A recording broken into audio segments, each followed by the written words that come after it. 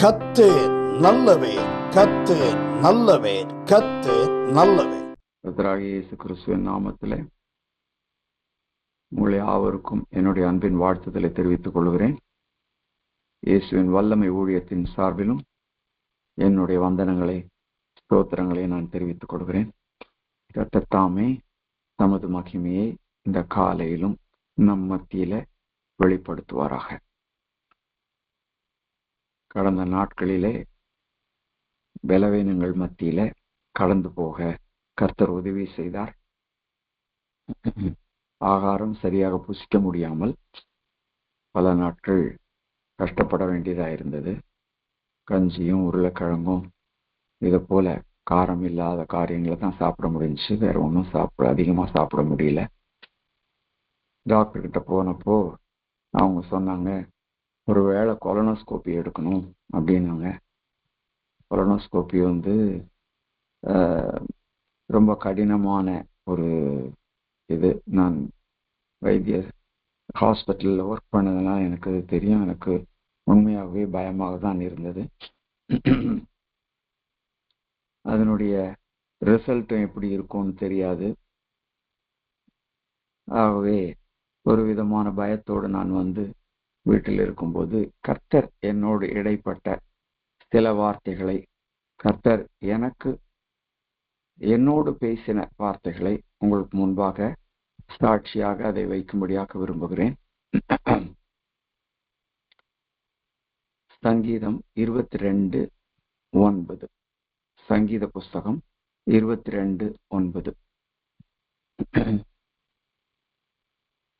நீரே என்னை கர்ப்பத்திலிருந்து எடுத்தவர், என் தாயின் முளைப்பாலை நான் உண்ணுகையில் என்னை பேரில் நம்பிக்கையாயிருக்க பண்ணினீர்.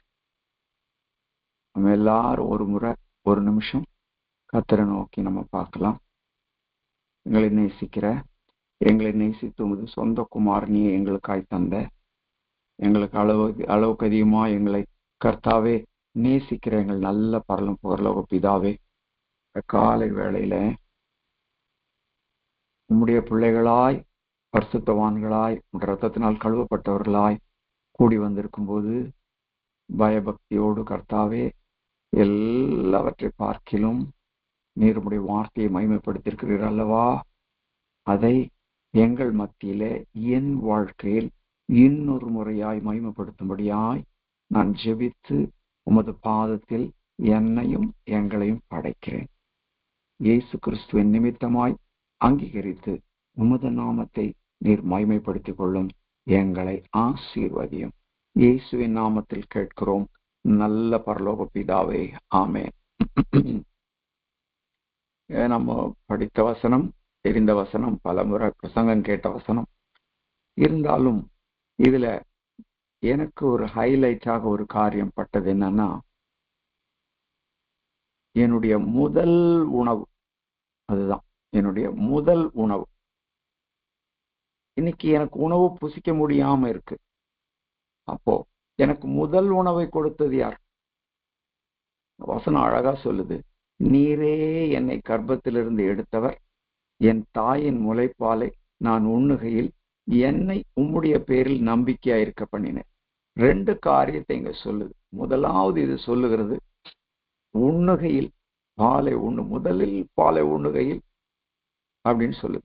2வது சொல்லுது, உமது பேரில் நம்பிக்கையா இருக்க பண்ணினீர்னு சொல்லுது. இது 2க்கும் முன்னாடி உள்ள காரியம் என்னன்னா, நீரே என்னை கர்ப்பத்திலிருந்து எடுத்தவர். அவர் எடுக்கலைன்னா நான் வெளியே வரல. நான் வெளியே வரலன்னா அவரை பத்தி எனக்கு தெரியாது. அவரை பத்தி தெரிந்த பிறகு நான் இப்படி இருக்கக்கூடாது. இந்த காரியங்கள் என் மனசுல ஓடிச்சு.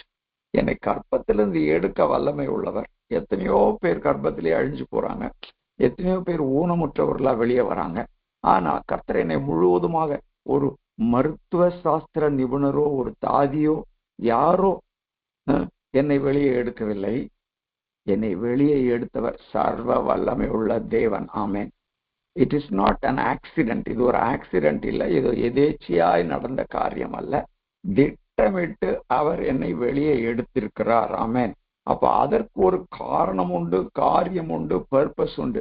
அந்த காரணமும் காரியமும் பர்பஸும் முழுமையாகாமல் தேவனாகவும் என்னில் தீர்க்கமாய் மகிமைப்படாமல் அவர் என்னை பூமியிலிருந்து எடுக்க மாட்டார் என்ற நிச்சயம் கர்த்தர் எனக்கு கொடுத்தார்.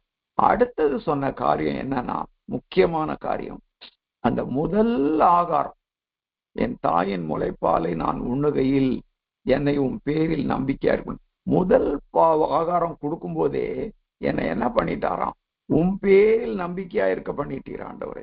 அவர் பேரில் நம்பிக்கையா இருக்க. நம்ம ஒவ்வொருத்தருமே வாழ்க்கையில பல விதமான கஷ்டங்கள் நமக்கு வரும்போது, பிரச்சனைகள் வரும்போது, மனபாரம், பணபாரம்,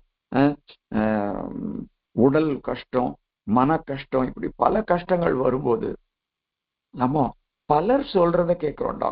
உடலுக்கு கஷ்டம் வந்தா டாக்டர் சொல்றத கேட்கிறோம், நண்பர்கள் சொல்றத கேட்கிறோம், உறவினர்கள் சொல்றத கேட்கிறோம், கலங்கி போகிறோம். பல நேரத்துல மன கஷ்டம் வந்தா நம்ம ஃப்ரெண்ட்ஸ் கிட்ட போறோம், சர்ச்சில் போறோம், அங்க போறோம், இங்க போறோம், இங்கெல்லாமோ போயிட்டு நம்ம எல்லார்ட்டையும் பேசுறோம், நம்மளே வேற தனியா பேசிட்டு இருக்கிறோம். அப்போ இவர் என்ன சொல்றாருன்னா, நான் முதல் உணவை கொடுக்கையிலேயே, எப்பா நீ யோசித்துக்கோ, நீ என் பேர்ல நம்பிக்கையா இருக்க, நான் உன்னை பண்ணேன் சொல்றாரு ஆண்டவர். அப்பவே விசுவாசத்தை நம்ம இருதயத்துல வச்சுட்டார். அவர் பேர்ல அவரை தான் நமக்கு தெரியும், நம்ம தாயை கூட தெரியாதப்போ. நம்ம வயிற்றுல இப்படி இப்படி ஓடிட்டு இருக்கும்போது நாம பாதுகாத்து, கற்பத்தில் நம்மை காத்தவர் அவர்னு வசனம் சொல்லுது. தாவீது சொல்வார், கற்பத்தில் என காத்தவர் நீர். அப்போ அவர் பேர்ல நம்பிக்கையா இருக்கும்படிக்கு தான் முதல் பாலையை கொடுத்தார். அல்லேலூயா, ஸ்தோத்திரம். அப்போ அவர் பேர்ல நம்பிக்கையா இருக்க கொடுத்த அந்த உணவு எனக்கு போதுமானதா இருந்தது. கண்ணு கூட திறக்கல, அப்படி இருந்த ஸ்டேஜ்ல தாயை இன்ட்ரடியூஸ் பண்ணதே கர்த்தர் தான். அல்லேலூயா. இதுதான் உங்க அம்மா. ஒரு வாசனையில ஒரு இன்ஸ்டிங், நம்ம வாசனையில ஒரு உணர்வு கொடுத்து நம்ம தாய் அவங்க தான் அப்படின்றத நமக்கு விளங்க பண்ணவரே, அறிமுகப்படுத்தினவரே இவர் தான். அவர் தான் பெரிய தாய். ஹல்லேலூயா. அவர் தான் ஒரிஜினல் தாய். ஹல்லேலூயா. அவர் தான் என்றைக்கும் கைவிடாத தாய். நம்முடைய தாய் ஒரு நாள்ல போய் இருக்கலாம், பலருக்கு இல்லாம இருக்கலாம். அவங்க கடந்து போயிட்டாங்க, அவங்களுடைய வேலை முடிஞ்சுட்டு ஆகவே அவங்க கடந்து போயிட்டாங்க. இப்படிதான் ஒவ்வொரு உறவுகளும் நம்முடைய வாழ்க்கையில வரும். அவங்களுடைய வேலை முடிஞ்ச உடனே அவங்க போவாங்க, பிரச்சனை இல்லை. அவங்க கர்த்தருக்குள் இருந்தால் டெஃபினட்டா நம்ம அவங்கள பார்ப்போம். Price the Lord. அவங்களுடைய கமிஷனும் மிஷனும் முடிந்து விட்டது. ஆனா இங்க என்ன காரியம்னு சொன்னா, யார் பேரில் நம்பிக்கையா இருக்க பண்ணினார்? அப்போ எப்பவுமே நான் அவர் மேலதானே நம்பிக்கையா இருக்கணும்.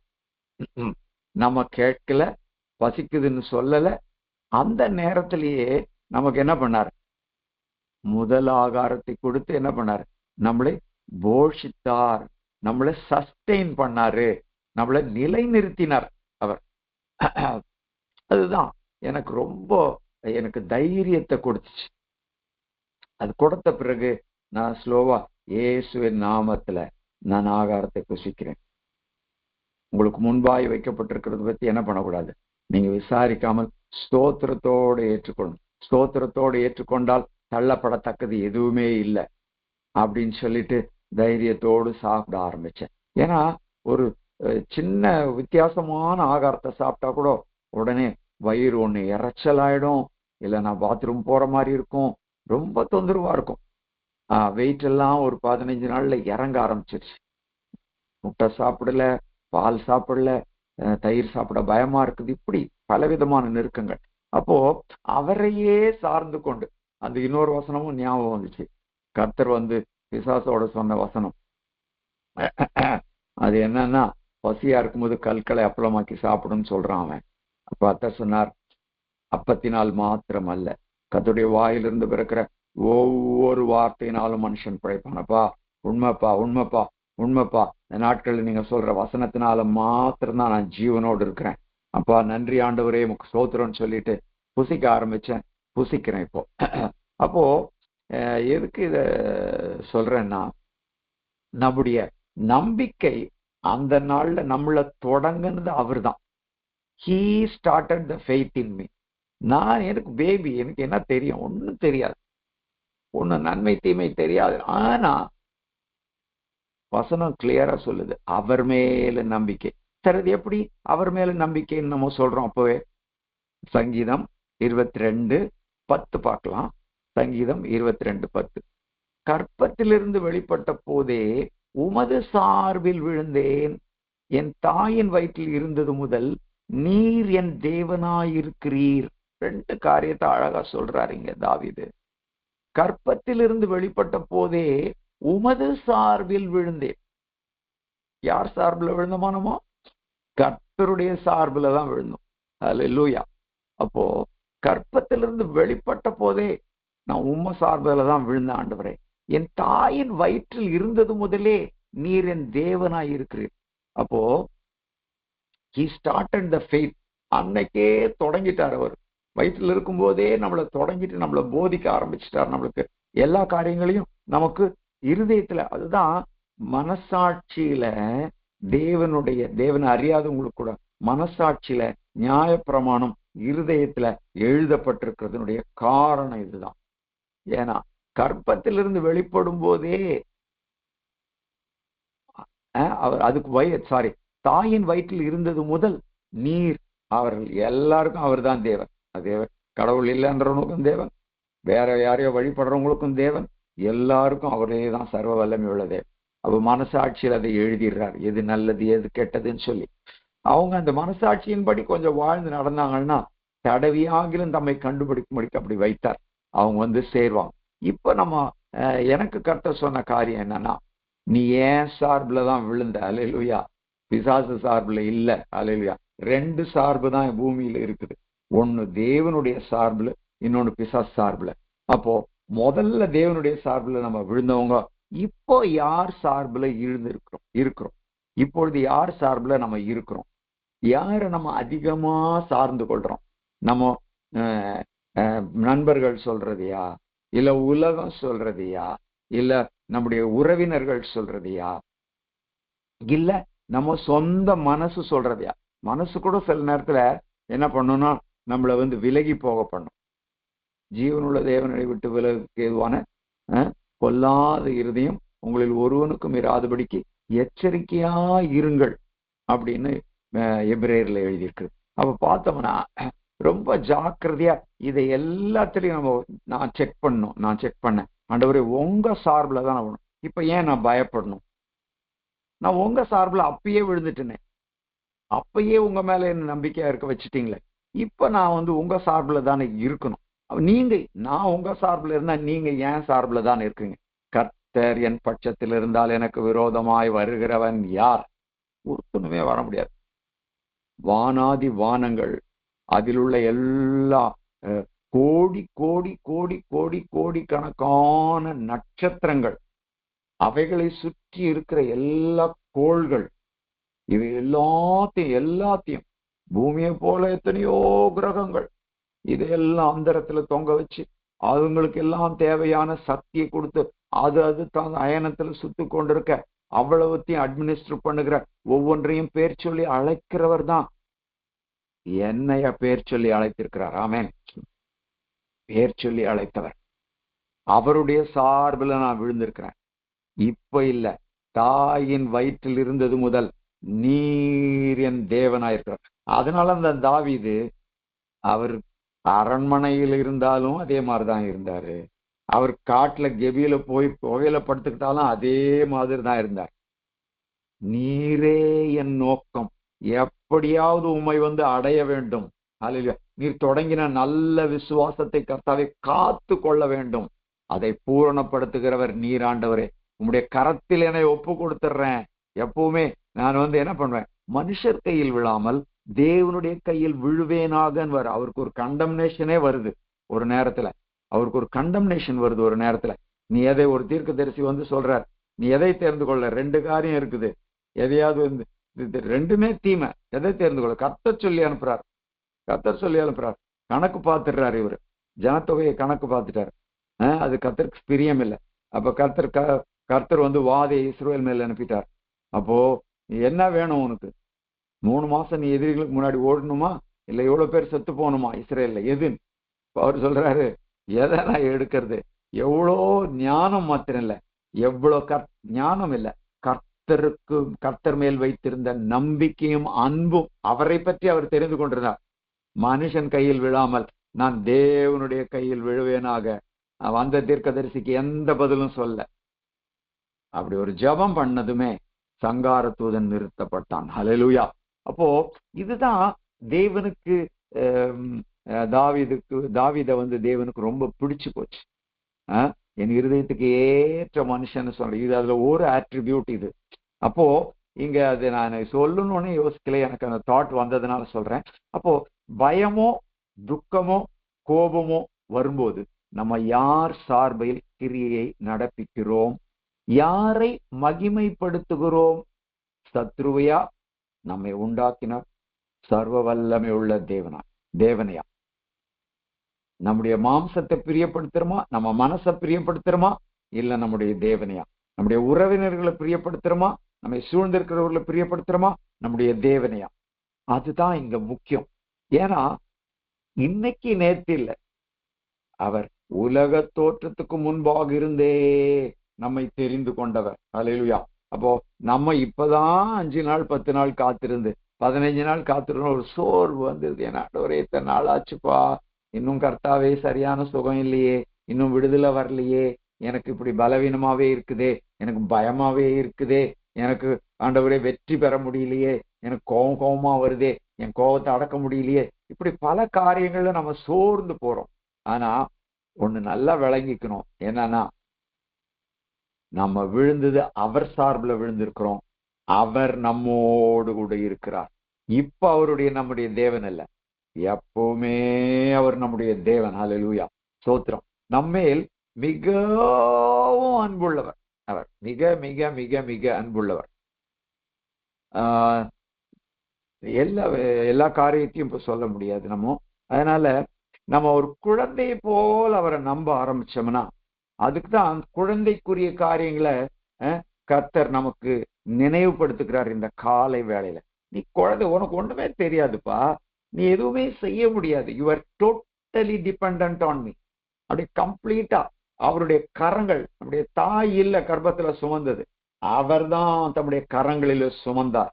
அதனாலதான் ஒரு அவயவம் கூட குறைவில்லாமல், ஒரு குறைவில்லாமல் அப்படியே அழகா வெளியே கொண்டு வந்துட்டார் கர்த்தர்.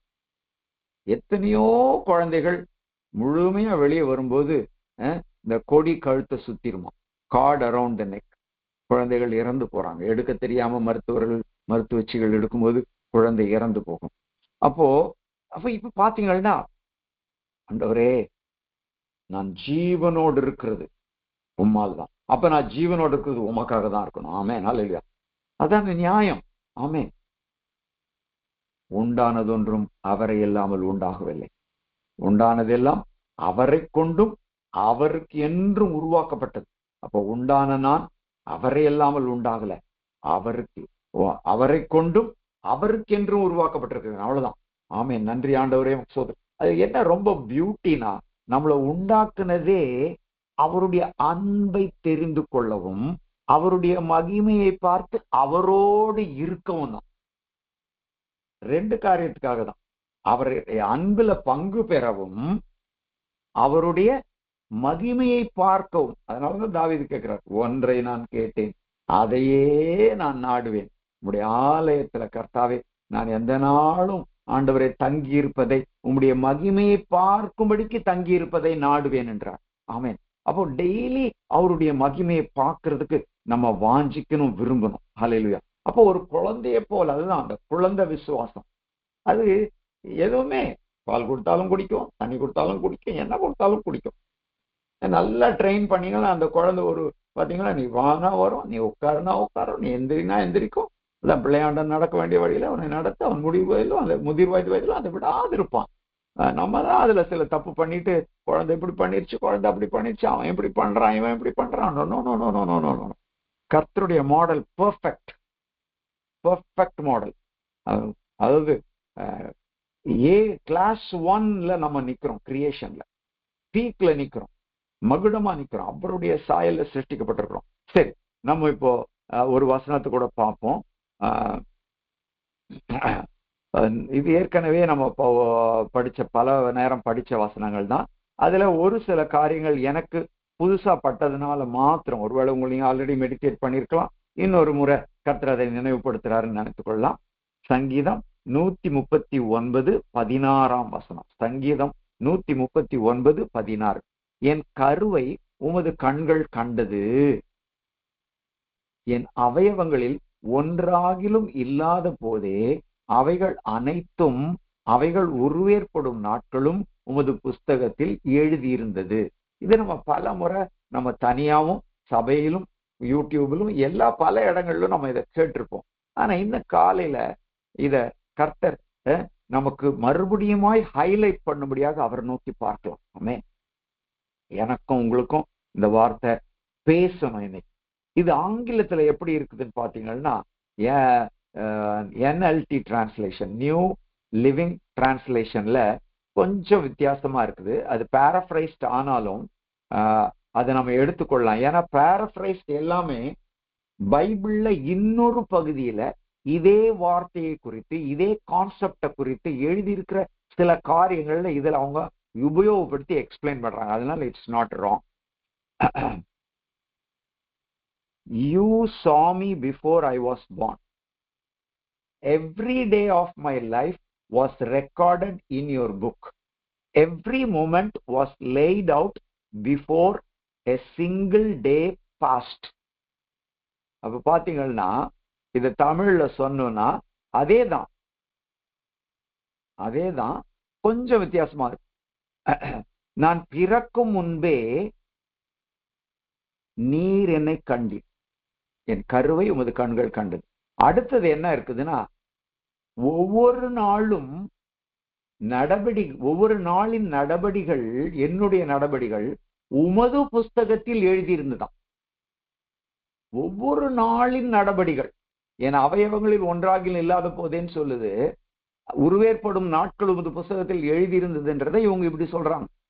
எப்போ ஒவ்வொரு கை உண்டாகணும் கால் உண்டாகணும்ன்றது மாத்திரம் எழுதி வைக்கலங்க, முழு சரித்திரமே அவருடைய புஸ்தகத்தில். அதனாலதான் புஸ்தகங்கள் அந்த நாட்களில் திறக்கப்படும் சொல்லுவோம். ஒரு புஸ்தகம் இல்ல, புஸ்தகங்கள் திறக்கப்படும்னு சொல்லுது. அப்ப பாத்தீங்கன்னா every day of my life is recorded in your book, not in my diary. நம்ம இன்னைக்கு இதை செய்யணும்னு நம்ம எழுதி வைப்போம். நிறைய பிரசிடென்ட்ஸ் எழுதி வச்சாங்க. ஜான் எஃப் கெனடி பல பிளான்ஸ் போட்டிருந்தாரு. இந்திரா காந்தி அம்மா அவங்க டைரியில பல காரியங்களை எழுதியிருக்க கூடும். ஆனா நிறைவேறலைங்க. தேவன் என்ன எழுதி வைத்தாரோ அது நிறைவேறும். உங்களை பற்றியும் என்னை பற்றியும் அவருடைய நினைவுகள் என்றும் சமாதானம். அதனால எப்பவுமே நல்லதுதான் அவர் எழுதி வைத்திருக்கிறார். உங்களை பற்றியும் என்னை பற்றியும் கலங்க வேண்டிய அவசியமே இல்லை. இது கர்த்தர் உண்டு பண்ணின நாள், இதிலே மகிழ்ந்து களி கூறுவேன். காலையில எந்திரிக்கும் போது சில நேரத்தில் நமக்கு படபடன்னு இருக்கும். இந்த நாள் எப்படி போகும்? பலவிதமான கேள்விகளை பிசாசு மனசுல போடுவான். இது எல்லாருக்குமே நடக்கும். எங்க பாஸ்டர் ரொம்ப கர்த்தருக்கு பயந்தவர், கர்த்தருக்காக தியாகமா பல காரியங்களை வாழ்ந்தவர். அவரை நாங்க ரோல் மாடலா பல நேரங்கள்ல நாங்க எடுத்துட்டு இருந்திருக்கிறோம். நாங்க சின்ன வயதுல இருந்து அவரை நாங்க பாக்குறோம். அவங்க சொல்லிட்டாங்கன்னா அது வேதத்துக்கு புறம்பா இருக்காதுன்னு எங்களுக்கு தெரியும். போய் தேடி பார்த்தா டெஃபினட்டா கரெக்டா இருக்கும். அப்போ அவங்க ஒரு நேரத்துல சொல்லியிருக்காங்க என்னன்னா, ராத்திரி படுக்கும்போது நல்ல விசுவாசமா இருக்கிற மாதிரி இருக்கும், காலையில இருந்து பார்த்தா ஒண்ணுமே இல்லாத மாதிரி இருக்கும். அட இவருக்கும் அப்படிதான் இருக்குதான்னு தோணுச்சு. அப்போ என்ன பண்ணுவேன்னு சொன்னா, திருப்பி ஆண்டவருடைய பாதத்துல விழுந்து, ஆண்டவரே உங்களுடைய வார்த்தைகளால் என்ன நிரப்புங்க, உங்க அன்பினால் என்ன நிரப்புங்க ஆண்டவரே. தேவனுடைய அன்பினால் நிரப்பப்படணும். அப்போ அவருடைய அன்பின் கட்டளைகள் எல்லாம் நமக்கு பாரமாவே இருக்காது. அப்போ இது கர்த்தர் உண்டு பண்ணினால் இதிலே நான் மகிழ்ந்து கழிக்குறேன். இதை நடத்த இப்படிதான் நடக்கணும்னு எழுதி வச்சிருக்கிறாருன்னா அவருக்கு நடத்த தெரியாதா? அல்லேலூயா. அதனாலதான் ஏசப்பா இந்த பூமியில் இருந்த போது அப்பப்ப போய் பிதாவுகிட்ட வல்லமையை வாங்கிட்டு வந்து என்ன செய்யணும், அவர் என்ன செய்ய சொல்லுகிறாரோ அதை செய்கிறதாக, அவர் என்ன செய்கிறதாக நான் காண்கிறேனோ அதையே குமாரனும் செய்கிறார். பிதா என்ன செய்கிறதாக காண்கிறாரோ குமாரன் காண்கிறாரோ அதையே அவர் பூமியில செய்யறார். இப்போ பிதா என்ன பண்றார்? குமாரனுக்கு வல்லமையும் பவரையும் பூமியில் இருக்கும்போது கொடுத்தார். அது அப்படியே அவர் சுயமாய் நிறைவேற்றாமல் அவர் பிதா சொன்னதையே, பிதா செய்ததையே செய்தார். அப்போ எல்லா நாளும் கர்த்தர் உண்டு பண்ணினார். சனிக்கிழமை, ஞாயிற்றுக்கிழமை, புதன்கிழமை, செவ்வாய்க்கிழமை, மற்றவங்களுக்கு வேணா அந்த நாட்களும் மாதங்களும் வித்தியாசமா இருக்கலாம். ஆனா ஒரு கிறிஸ்தவனுக்கு இது கர்த்தர் உண்டு பண்ணின நாள், இதிலே நான் மகிழ்ந்து களி கூறுவேன் என்று சொல்றார். மகிழ்ந்து மகிழ்ந்து மகிழ்ந்து மகிழ்ந்து களி கூர்ந்துதான் மேல போக முடியும். பிசாசு எப்பவுமே நம்மள சோர்வு சோர்வு சோர்வு, பயம் பயம் பயம், துக்கம் துக்கம் துக்கம், கோபம் கோபம் கோபம், பொறாம பொறாம பொறாம, இப்படி பல காரியங்களால் நிரப்பிடுவோம். அதெல்லாம் தள்ளிட்டு நம்ம என்ன பண்ணணும்னா, இது அவர் என்னை பற்றி ஆல்ரெடி எழுதிட்டார், விலகி போ பிசாசே, அவருக்கு என்னை பற்றிய நினைவுகள் என்றும் சமாதானம். கர்த்தர் மேல கோபமா இருக்கிறாருன்னு கூட சொல்லுவோம். கொஞ்ச நேரம் யோசிச்சு பார்க்கணும். நிஜமா கோபமா இருந்தால் உடனே கன்ஃபஸ் பண்ணிடணும். எதிரி நம்மளை நியாயாதிபதிக்கு முன்னாடி கொண்டு போய் நிறுத்துறதுக்கு முன்னாடியே நம்ம என்ன பண்ணணும், கர்த்தருடைய பாதத்துல சரணடைஞ்சிடணும். ஆண்டவரே தப்பு பண்ணிட்டேன், என்ன மன்னிச்சிருக்கேன்னா யோசுவா மேல இருக்கிற அழுக்கு வஸ்திரத்தை எடுத்து போட்டுட்டு கர்த்தர் அவனை கடிந்து கொள்வார். அல்லேலூயா. அப்ப பாத்தீங்கன்னா எவ்ரிடே, ஒவ்வொரு நாளும், இதுல ஆக்சுவலா ஒரு உதாரணமும் சொல்லணும்னு வந்தேன், அதை மாத்திரம் நம்ம பார்க்கலாம். ஆதியாகமம் 32ஆம் அதிகாரம் 7-8 நமக்கு நல்லா தெரிஞ்ச காரியம்தான். யாக்கோபு, அதுல பாத்தீங்கன்னா நான் படிக்கிறேன், 32ஆம் அதிகாரம் 7-8 வசனங்கள். 7ஆம் வசனத்தை படிக்கிறேன். அப்பொழுது யாக்கோபு மிகவும் பயந்து வியாகுலப்பட்டு தன்னிடத்தில் இருந்த ஜனங்களையும் ஆடு மாடுகளையும் ஒட்டங்களையும் பகுதி பகுதிகளாய் பிரித்து, 8ஆம் வசனம், ஏசா ஒரு பகுதியின் மேல் விழுந்து அதை முறியடித்தாலும் மற்ற பகுதிகள் தப்பித்துக் கொள்ள இடம் உண்டு என்றான். வச்சுங்களா? இப்படி அவன் யோசித்து மிகவும் பயந்து வியாகுலப்பட்டு, நம்ம மிகவும் பயந்து இந்த காலை வேலை வியாகுலப்பட்டு நம்ம வந்திருக்கலாம். எவ்வளவு பெரிய பயமா இருந்தாலும் வியாகுமாலம் இருந்தாலும் கர்த்தர் காரியங்கள் எல்லாம் விலக்க போகிறார். ஏசா என்னை முறியடிப்பான், இன்னைக்கு அவ்வளவுதான், முடிஞ்சிருச்சு, இந்த ஆளுங்க வந்து என்னை சர்வநாசம் பண்ணிடுவாங்க, இந்த பிரச்சனை எனக்கு முடியவே முடியாது, மிகவும் பயந்து வியாகுலப்பட்டிருக்கிற நம்ம பார்த்து ஆண்டவர் என்ன சொல்றாருன்னா, காரியம் மாறுதலாய் முடிய பண்ணுகிற ஒருவர் நான் இருக்கிறேன். அல்லேலூயா. உன்னை இந்த நாளின் நடவடிக்கையை நான் தான் எழுதியிருக்கிறேன், இப்படித்தான் முடியணும்னு நான் எழுதியிருக்கிறேன், அது அப்படிதான் முடியும். என்னுடைய நினைவுகள் உன்னை பற்றி சமாதான தைரியமாயிரு. அல்லேலூயா. என்ன நடந்துச்சு? ஜெபம் பண்ணார் யாக்கோபு, ஜெபத்தை கேட்டார் கர்த்தர். நம்ம ஜெபம் பண்றோம், கர்த்தர் நம்ம ஜெபத்தை கேட்கிறார். உடனே ஏசா முறியடிக்கிறதுக்கு பதிலாக யாக்கோபை கட்டி தழுவி முத்தமிட்டு அழுதான். அதுதான் சத்தியம், இதுதான் சத்தியங்க. இததான் ஆண்டவர் அங்க எழுதியிருக்கார். உன்னுடைய வழிகள் கர்த்தருக்கு பிரியமா இருந்தால் அவன் சத்துருக்களும் அவனோடு கூட சிநேகிதன் ஆகும்படிக்கு செய்கிறவர் கர்த்தர். இது எங்க அம்மா வாழ்க்கையில நான் பார்த்தேன். சில நேரங்கள்ல என் வாழ்க்கையிலும் பல நேரங்கள்ல என் வாழ்க்கையிலும் நடந்திருக்குது. ஆமேன். இதுக்கு நிறைய பரிசுத்தவான்கள் சாட்சிகள் இருக்கிறது. அப்போ இந்த நாள்ல நம்ம என்ன பண்ணலாம்னா, வியாகுலப்படக்கூடாது, பயப்படக்கூடாது. அதுக்கு பதிலா இந்த நாளின் நடவடிகள் ஏற்கனவே அவருடைய புஸ்தகத்தில் எழுதியிருக்கிறபடியால் அவரை ஸ்தோத்தரிக்கிறேன், அல்லேலூயா அப்படின்னு சொல்லிட்டு நம்ம போனோம்னா அவர் நினைத்தது நடக்கும். நம்ம நினைச்சு நடக்கலன்னா கூட பரவாயில்ல, அது நன்மைக்காய் முடியும். All things work together for good to them that love God.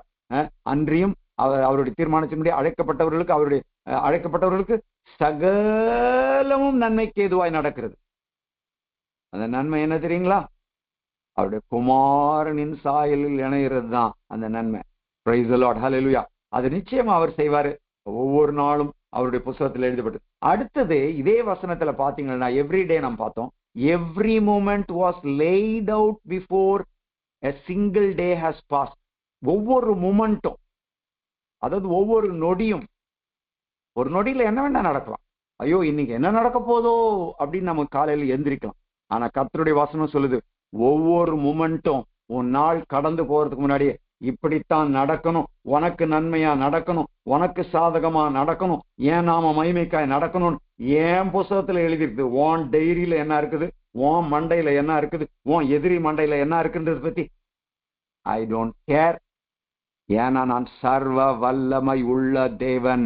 எனக்கு முன்பாய் நடந்து கொண்டு உத்தமனாய் என்னை நேசி, உத்தமனாய் என்னை விசுவாசி, உத்தமனாய் என்னுடைய பாதையில நடனுதான் அவர் கேட்கிறார். வேற ஒண்ணுமே கேட்கலவர். அல்லேலூயா. கர்த்தர் நல்லவர், நல்லவர். உங்களோட பேசும்போதே கர்த்தர் என்னோடும் பேசுறார், அவருக்கு மகிமை உண்டாட்டும். அப்போ ஆமென் ஆண்டவரே, அப்படி உமக்கு நான் மகிமை செலுத்துவேன். இப்படி நீங்க பாத்தீங்கன்னா எவ்ரி மூமெண்ட்டுக்கு நான் வசனத்தை எடுத்தா நேரம் ஆயிடும். அதனால வசனத்தை குறிப்பை மட்டும் சொல்லிட்டு நமக்கு தெரிஞ்ச விஷயம், மோசேனுடைய சாட்சி ரொம்ப அருமையான சாட்சி. நமக்கு மோசேயினுடைய சாட்சி ரொம்ப ரொம்ப ரொம்ப அருமையான சாட்சி. அந்த சாட்சியை நம்ம பார்த்தோம்னா, மோசே பிறக்கிறதுக்கு முன்னாடியே சத்ரு பிளான் பண்ணி மோசேவை நிக்கிரகம் பண்ணணும்னு நினைச்சான். பார்வோன் எல்லா ஆண் குழந்தைகளையும் கொலை பண்ண சொல்லிட்டான். அதெல்லாம் நமக்கு கதை தெரியும். அப்ப பாத்தீங்கன்னா ஒவ்வொரு ப்ரிசைஸ் மொமெண்ட்ல, எக்ஸாக்ட் மொமெண்ட்ல என்னெல்லாம் நடந்துச்சு நம்ம பார்க்க போறோம் இந்த நேரத்துல. நீங்க குறிச்சுக்கலாம், அப்புறமா போய் வீட்டுல படிச்சு பாருங்க. யாத்திரையாகமும் 2:3 நீங்க பாத்தீங்கன்னா மோசேயினுடைய அம்மா ஒரு நாணல் பெட்டியை உருவாக்குறாங்க. இனிமே இந்த குழந்தை, அழகான குழந்தை, அன்பான குழந்தை, என்ன இருந்தாலும் நான் ரொம்ப ப்ரெஷியஸா யோசித்தது, வைக்க முடியாது, இவன் உயிர் எப்படியாவது தப்பிக்கிட்டோம், இயேசுவின் நாமத்துல, யெகோவாவின் நாமத்துல இவனை அது ஒரு எபிரேய ஸ்திரீ, வைராக்கியம் உள்ள ஸ்திரீ என்ன பண்ணிச்சான், கீழெல்லாம் பூசி அழகா பெட்டியை பண்ணி அது குழந்தை அது உள்ள துணியெல்லாம் போட்டு சுத்தி வச்சுட்டு யெகோவாவின் நாமத்தில் இதுல வைக்கிறேன் அப்படின்னு சொல்லி வச்சாங்க. அவங்க எங்க வச்சாங்கன்னா ஒரு கரெக்டான இடத்துல கொண்டு போய், அவங்களுக்கு தெரியாது நைல் நதி அப்படியே ஓடிட்டு இருக்குது, அது ஒரு குறிப்பிட்ட இடத்துல கொண்டு போய் வச்சாங்க. அவங்களுக்கு தெரியாது என்ன நடக்க போகுது, முதல்ல வருமா, எவன் கையிலையாவது மாட்டுமா, அது ஒருவேளை எகிப்தியன் கையில, பொல்லாத எகிப்திய சேவர் கையில மாட்டுமா, எபிரேய பிள்ளைன்னு கண்டா உடனே கொண்டு போட்டுருவான். அப்போ ஆனா அவருடைய விசுவாசத்தினால் அவங்க என்ன பண்ணாங்கன்னா, மோசேயின் தாய் ரொம்ப முக்கியமான கேரக்டர், மோசேயினுடைய விசுவாசத்தினுடைய ஆணி வேர் அவங்க தான். அவங்க அதை கொண்டு போய் நைல் நதியை யெகோவாவின் நாமத்துல வச்சாங்க. அது எல்லா ப்ராப்ளத்தையும் இயேசுவின் நாமத்துல, அது எவ்வளவு பெரிய நைல் நதியா இருந்தாலும் சரி, இயேசுவின் உங்களுக்கு ஹேண்டில் பண்ணல முடியலாம், இயேசுவின் நாமத்துல ஒரு நாணல் பெட்டியில வச்சு அவருடைய சமூகத்துல வச்சிருங்க. அவர் எங்க வைக்கணும்னு காட்டுவார், அங்க வைக்கலாம். அப்போ அதான் சொல்றேன், ப்ரிசைஸ் மொமெண்ட், அந்த மொமெண்ட்ல அவங்களுக்கு தோணுது இங்க வைக்கணும்னு அங்க வச்சுட்டாங்க, அப்படியே கடந்து போயிட்டாங்க. அடுத்தது பாத்தீங்கன்னா, பார்வோனுடைய குமாரத்தி ஸ்நானம் பண்ண வந்தாங்க. அவங்க டெய்லி அங்க வர்றவங்களா இருக்கலாம்.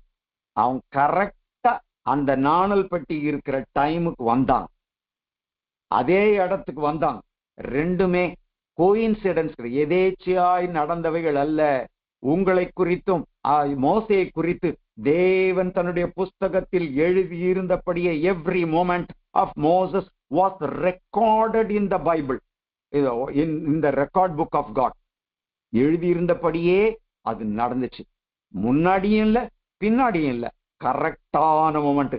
அதே மாதிரி உங்களுடைய நன்மை முன்னையும் இல்லை பின்னையும் இல்லை, கரெக்டா அவர் நிர்ணயித்த நேரத்துல நடக்கும், அது நன்மையாகவே முடியும். அது உங்களுக்கும் அதுதான், எனக்கும் அதுதான். ரொம்ப என்கரேஜிங்கா இருக்குது கர்த்தருடைய வார்த்தை வெளிப்படும் போது. அவருக்கே மகிமை உண்டாகட்டும். அவர் நம்மை நேசிக்கிறவர், நம்மோடு இடைப்படுகிறவர். இது மாதிரி நம்ம இருதயத்துல நம்ம ஓபன் பண்ணோம்னா இருதயத்தை பேசிக்கிட்டே இருக்கிறவர். அல்லேலூயா, அப்பா நன்றி ஆண்டவரே. அதே மாதிரி அந்த சின்ன பிள்ளை மரியம், அதுக்கு ஒரு சின்ன புத்தியை கொடுத்திருந்த, நீ போய் என்ன நடக்குதுன்னு பாருங்க. அதுவும் கரெக்டா ஒரு தூரத்துல மாட்டிக்குவோமோன்னு யோசிக்கல, திருட்டுத்தனம் பண்ணீங்களான்னு நம்மளை புடிச்சுக்குவாங்களோன்னு யோசிக்கல, போய் விசுவாசத்தோடு, அல்லேலூயா, அந்த தாய் எப்படி வளர்த்திருந்தாங்க பாருங்க. அது ஒரு தீர்க்கதரிசியா மாறிடுச்சு பின்னாடி. அந்த மாதிரி நம்ம பிள்ளைங்களை வளர்க்கணும். நடக்க வேண்டிய வழியில இப்ப நடத்துங்க.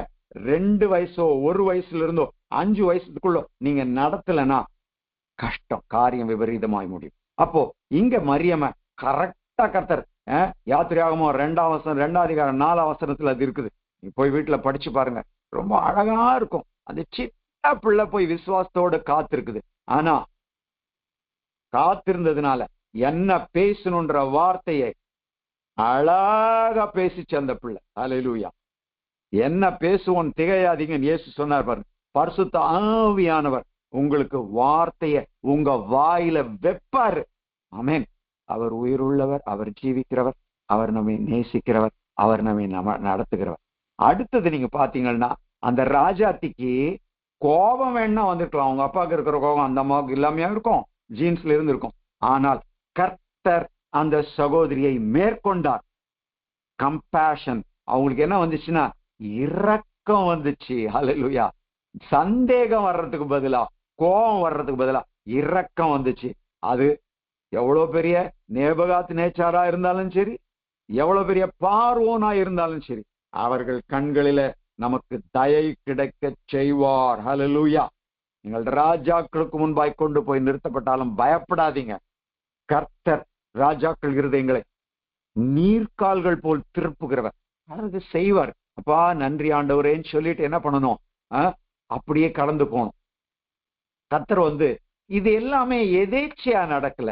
இதெல்லாம் கர்த்தர் பிளான் பண்ண மாதிரிதான் நடந்துச்சு. நம்முடைய வாழ்க்கையில நடக்கிற எல்லாமே எதேச்சை கிடையாது. அதெல்லாம் காட் பிளான்டு இன்சிடென்ட்ஸ். எதுவுமே ஆக்சிடென்ட் கிடையாது. கர்த்தர் பிளான் பண்ணின காரியங்கள் தான் நம்முடைய வாழ்க்கையில நடக்கும். எதை குறித்தும் நம்ம என்ன பண்ண வேண்டியதில்லை, அலற வேண்டியதில்லை, கலங்க வேண்டியதில்லை, வியாகுலப்பட வேண்டியதில்லை, துக்கப்பட வேண்டியதில்லை. ஏன்னா ஏற்கனவே அவருடைய ஒவ்வொரு நாள் அவருடைய புஸ்தகத்தில் எழுதப்பட்டிருக்கிறது. ஒவ்வொரு மூமெண்ட், ஒவ்வொரு நொடியும் அவருடைய புஸ்தகத்தில் நீங்கள் இப்படித்தான் இருக்கணும்ன்றது தீர்மானம் மட்டும் எழுதியிருக்குது. நம்முடைய ஆத்துமா அவருடைய பிளானோடு இணைஞ்சு போச்சுன்னா அழகா போயிருவோம். ஹல்லேலூயா. அதான் உன் மனதை எனக்கு தான் கேட்கிறார். எல்லா காவலோடும் உன் இருதயத்தை காத்துக்கொள், அதிலிருந்து ஜீவ ஊற்றை புறப்பட பண்ணுகிறவர் ஒருவர் இருக்கிறார். அவர் காத்து கொண்டிருக்கிறார். நம்ம இப்பதான் காத்துட்டு இருக்கிறோம். அவர் யுகயுகமாய் வைராக்க வாஞ்சையாய் பரிசுத்த ஆவியானவர் உங்களோடு கூட இருக்கிறார்ன்றதை நீங்க அறியாம இருக்கிறீங்களான்னு யாக்கோபுல எழுதி இருக்குது. ஆமென். பிதா பரலோகத்திலிருந்து கிரியை செய்கிறார், குமாரன் பரலோகத்திலிருந்து பரிந்து பேசுகிறார், பரிசுத்த ஆவியானவர் வைராக்கிய வாஞ்சியாய் என்னை உங்களை நடத்தும்படிக்கு நம்மோடு கூட வாசம் பண்ணுகிறவராயிருக்கிறார். பயப்பட வேண்டாம், கலங்க வேண்டாம், திகைக்க வேண்டாம், எந்த எமோஷனுக்கும் நம்ம இடம் கொடுக்கவும் வேண்டாம். கர்த்தர் நம்மோடு கூட இருக்கிறார். இன்னும் கொஞ்ச நேரம் தான் நமக்கு முன்பாக இருக்குது.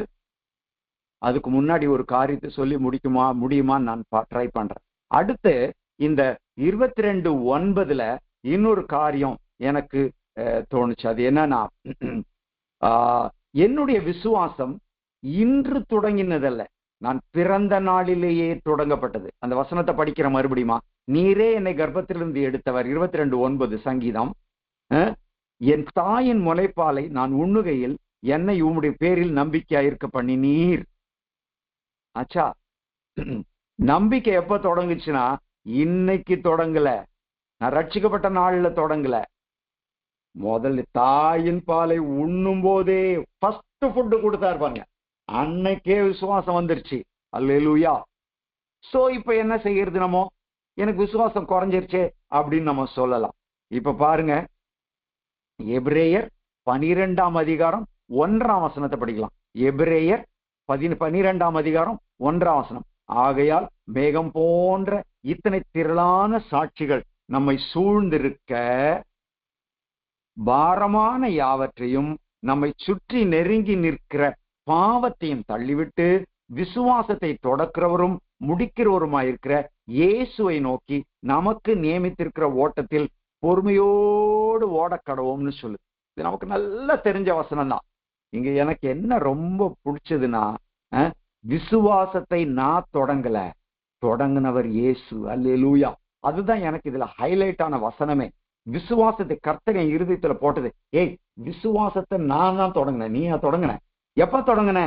நீ உன் தாய்ப்பாலை குடிக்கும் போதே என் மேல் நம்பிக்கையா இருக்க பண்ணிருக்கிற மகனே. அப்பவே விசுவாசம் இருந்துச்சு. எனக்கு நல்லா ஞாபகம் இருக்குது. எனக்கு ஆண்டவர் பத்தி தெரியாது. எங்க பாட்டியம்மா காலில் பயங்கரமான எக்ஸிமா. அப்ப ரட்சிக்கப்படல எங்க குடும்பம்.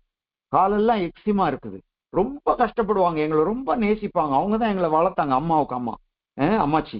இப்போ பாத்தீங்கன்னா, அப்ப நான் எங்கேயோ தூரத்துல ஒரு பட்டணத்துல ஒரு ஃப்ரெண்ட்ஸ், ஒரு ரிலேட்டிவ் வீட்டுல இருக்கிறேன். சும்மா ஒரு விசிட்டுக்கு போயிருந்தப்போ எனக்கு 10 வயசோ 11 வயசோ தான் இருக்கும். திடீர்னு அவங்க அவங்களுக்கு ஞாபகம் வந்துச்சுன்னா, ஆண்டவர் நோக்கி ஜெபம் பண்ண, ஆண்டவரே என் தப்பு, என் பாவத்தெல்லாம் ஆண்டவர் ஞாபகப்படுத்துறாரு. ஆண்டவரே இதெல்லாம் மன்னிச்சிருங்க, எங்க அம்மாச்சிக்கு சோகம் கொடுத்துருங்க, அவங்க படுற கஷ்டத்தை எனக்கு பார்க்க முடியலன்னு. ஆச்சுங்களா?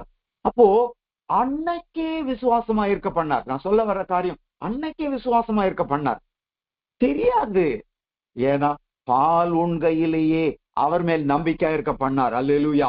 அதை காத்துக்கொள்ள உதவி செய்தார். அதை அப்பப்ப கிண்டல் பண்ணார். அதுக்கேற்ற மனுஷரை அனுப்பினார், அதுக்கேற்ற வசனங்களை அனுப்பினார், அதுக்கேற்ற ஏதுக்களை உண்டாக்கினார், அதுக்கேற்ற நன்மைகளை செய்தார். விசுவாசத்தை தொடக்கின அவருக்கு முடிக்க தெரியாதா?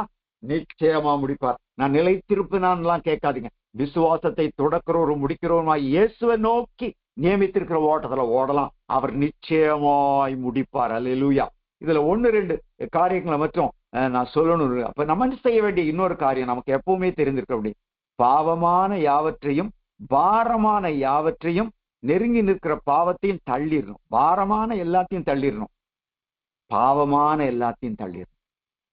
ஆபேல் பாத்தீங்கன்னா அது எடுக்கிறதுக்கு நேரம் இல்லை. ஆதி ஆகமத்தில் நமக்கு இருக்குதுன்னு தெரியும், நம்ம போய் பார்க்கலாம், நம்ம பார்த்து தேடி கண்டுபிடிங்க. ஆதி ஆகமத்தில் ஆபேலை பத்தி ரெக்கார்ட் பண்ணியிருக்கும் போது எப்படி இருக்குதுன்னு சொன்னா கிளியரா ரெக்கார்ட் பண்ணியிருக்கிறார். ரொம்ப அழகா இருக்குது. அந்த எபிரேயர்லயே கூட நம்ம படிச்சோம்னா அது இருக்கும்.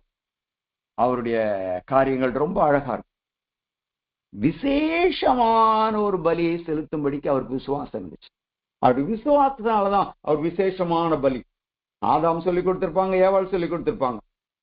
விசேஷமான ஒரு பலி செலுத்தணும் ஆண்டவர். எவ்வளவோ கண்ணுக்குட்டி இருந்திருக்கும், எவ்வளவோ ஆடுகள் இருந்திருக்கும். அதுல முதல் தரமானதை முதல்ல எடுத்தார்.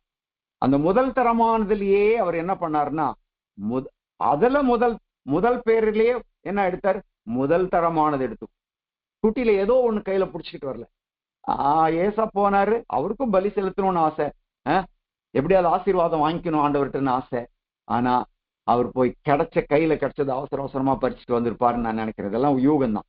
ஆனா ஆபேல் என்ன பண்ணாருன்னா, அதை போய் எப்படி வச்சாருன்னா, முதல் தரமானதை தேர்ந்தெடுத்து கர்த்தருக்கு கொடுக்கும்போது எனக்கு பெஸ்டா தான் கொடுக்கணும்னு சொல்லி கொண்டு வந்து பலியிட்டார். அப்ப அவருடைய இருதயத்தை பார்த்த கர்த்தர் அவர் பலியை ஏற்றுக்கொண்டார். அப்ப நீங்க பாத்தீங்கன்னா, ஒருவேளை அதனால இடையூறு கூட அவருக்கு பின்னாடி வந்துச்சு.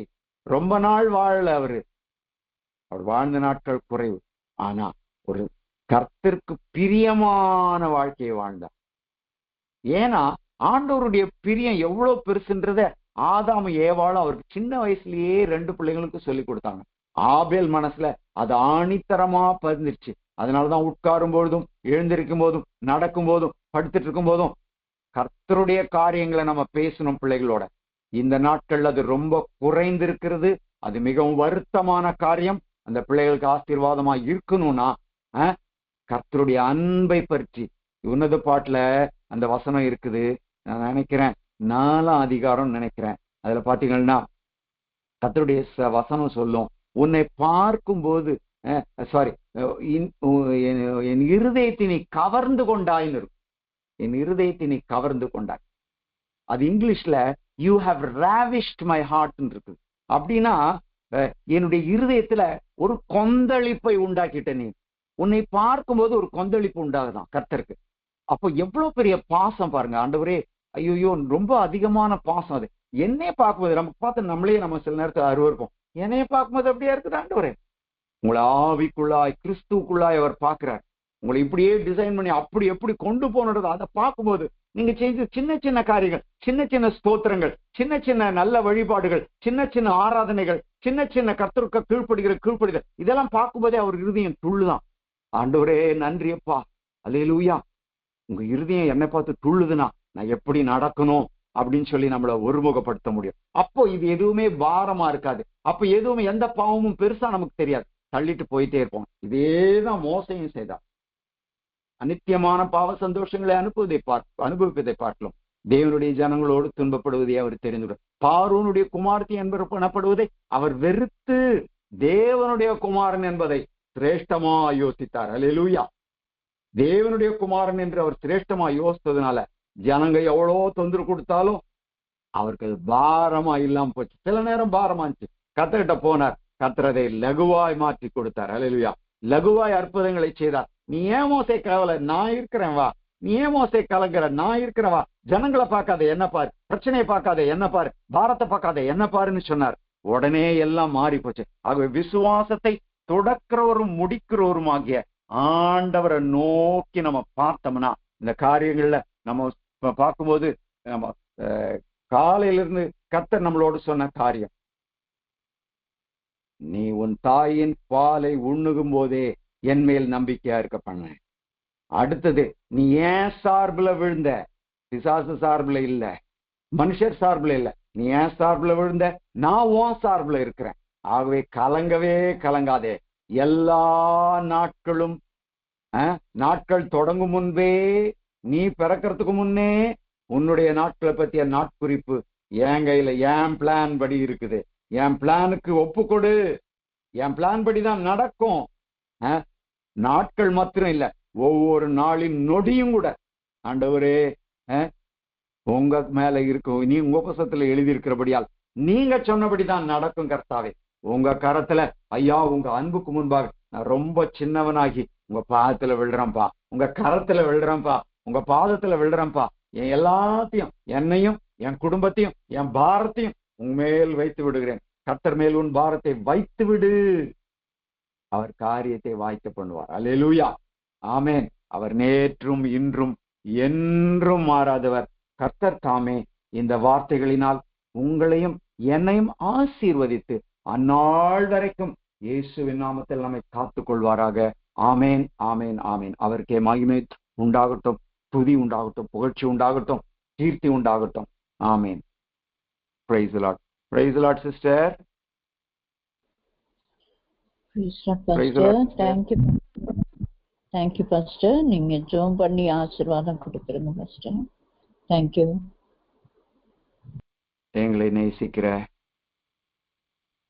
அருகதை இல்லாத ஸ்தானத்தில் என்னையும் எங்களையும் நேசித்த, உலக தோற்றத்துக்கு முன்பாகவே எங்களை தெரிந்து கொண்டது மாத்திரமல்ல, நாங்கள் உருவான ஒவ்வொரு நாளிலுமே ஆண்டவரே அப்பா, ஒரு தாய் எப்படி கரு உருவாச்சுன்னு தெரிஞ்சா அவங்க அதை பத்தி யோசிச்சுக்கிட்டே இருப்பாங்களோ, அதுபோல கர்த்தாவே அதுக்கு முன்னாடி இருந்தே எங்களை பற்றிய நிறைவுகளால் இருந்தது மாத்திரமல்ல, எங்களை கர்ப்பத்துல பாதுகாத்தவர், எங்களை உங்களுக்காகவே வெளியே எடுத்தவர், உங்க சார்பிலேயே வெளியே வந்து முதல்ல கிடத்தப்பட்ட போதே உங்க சார்பில், யெகோவாவின் சார்பில், இயேசுவின் சார்பில் நாங்க விழுந்தபடியால் நன்றி, எடுத்தபடியால் நன்றி, உமக்காக எடுக்கப்பட்டபடியால் நன்றி.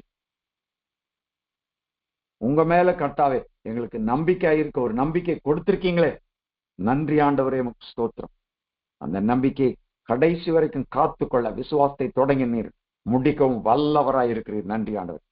சத்ருனுடைய எந்த ஆண்டவரே ஆலோசனைகளோ அவனுடைய எண்ணங்களோ எங்களில் பலிக்காதபடிக்கு, அவனுடைய எந்த வார்த்தைக்கும் பொய்யான வார்த்தைக்கு செவிகொடாதபடிக்கு, அவன் பொய்யனும் பொய்க்கு பிதாவுமாய் இருக்கிறபடியால் ஆண்டவரே அதை கேட்காமல் நீர் ஜீவன் உண்டாகவும் அதை பரிபூர்ணப்படுத்த வந்த உம்முடைய வார்த்தைகளை கேட்கிற ஆண்டவரே, உம்முடைய வார்த்தைக்கு என்னையும் எங்களையும் ஒப்பு கொடுக்கிறேன் அப்பா. நன்றி ஆண்டவரே, உமக்கு ஸ்தோத்திரம். பொறுப்பெடுத்துக் கொள்ளுங்க ஐயா, உமக்கு ஸ்தோத்திரம், ஸ்தோத்திரம், ஸ்தோத்திரம், ஸ்தோத்திரம் கர்த்தாவே. பாவமான எல்லாவற்றையும், பாரமான எல்லாவற்றையும் தள்ளிவிட்டு கர்த்தாவே, விசுவாசத்தை தொடக்கிறோர் முடிக்கிறோருமாகிய உம்மை நோக்கி, நீங்க தான் எங்க லக்கு. தாவீது சொல்றபடி ஆண்டவரே, நீரே என் நோக்கம். ஆமென். நித்திய ஜீவனே என் நோக்கம், நீரே என் நோக்கம், உங்க அன்பே என் நோக்கம் கர்த்தாவே. வேற எல்லா அன்பும் ஃபேக் ஆண்டவர், வேற எல்லா அன்பும் குறைவுள்ளது ஆண்டவரே, நீரே பூர்ண அன்புள்ளவர். உங்க பாதத்தில் அப்படியே ஆண்டவரே இந்த காலையில எங்கள் தலையை கொண்டு வந்து வைக்கிறோம், உங்க மடியில நாங்க சாய்ந்து கொள்கிறோம், ஒரு குழந்தைய போல அப்படியே கட்டி அணைத்து முத்தமிடுகிறபடியால் நன்றி அப்பா. ஒவ்வொரு சகோதரனை, ஒவ்வொரு சகோதரியை, ஒவ்வொரு ஊழியக்காரனை, ஒவ்வொரு ஊழியக்காரியை இந்த காலை வேளையில அனைத்து முத்தமிடுவீராக. ஓ நன்றி, உமது வாயின் முத்தங்களால் என்னை முத்தமிடுவீராக கர்த்தாவே. உத்தம கீதத்துல பாடி இருக்கிறபடியே, உன்னத பாட்டுல பாடி இருக்கிறபடியே கர்த்தர் ஆண்டவரே உடைய அபிஷேகத்தால் நிரப்புகிறபடியால் ரெகோலப சபாலப ரபக்கத்தினா அல்லு ரூக்ரே வதான மரியத்து ராசதரினா ஹல்லேலூயா. உடைய பிரசன்னம் எல்லாவற்றையும் விலக்குகிறபடியால் நன்றி. உடைய பிள்ளைகளை அனைத்து ஆசீர்வதிங்க அப்பா. உங்க மனம் விருப்பம் எப்படி இருக்குதோ அப்படியே நடக்கட்டுங்க கர்த்தாவே. உடைய புத்தகத்தில் என்னெல்லாம் எழுதியிருக்கிறீரோ மகத்துவமான காரியங்கள் வருங்காலங்களில வெளிப்படுத்த போகிறபடியால் நன்றி ஆண்டவரே. தனி நபர்ல, குடும்பங்கள்ல, ஊழியங்களில கர்த்தாவே, உடைய பிள்ளைகள் போகிற எல்லா இடங்களிலும் கர்த்தருடைய மகிமை விளங்க போகிறபடியால் நன்றி அப்பா. ஹல்லேலூயா. ஸ்தோத்திரம், ஸ்தோத்திரம். கர்த்தருக்கு மகிமையை செலுத்துறோம். தொடர்ந்து காத்து கொள்ளுங்க, நடத்துங்கப்பா. நன்றி, நன்றி, நன்றி ஐயா, உமக்கு ஸ்தோத்திரம். உங்க பிரசன்னத்துல ஆண்டவருடைய அனைத்திலேயே அப்படியே ஜீவித்து விட இந்த நாள் மாத்திரமில்ல, எங்கள் வாழ்நாள் முடிகிற வரைக்கும் அப்பா நித்தியத்திலும் அதிலேயே இருக்க விரும்புகிறோம். உதவி செய்யுங்கப்பா, காத்து கொள்ளுங்க.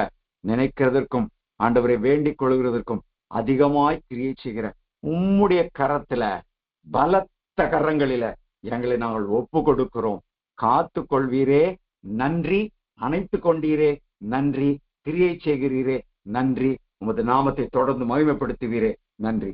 இயேசுவின் நாமத்தில் ஜெபம் கேட்டபடியால் நன்றி சொல்லுகிறோம் நல்ல பரலோக பிதாவே. ஆமேன், ஆமேன்.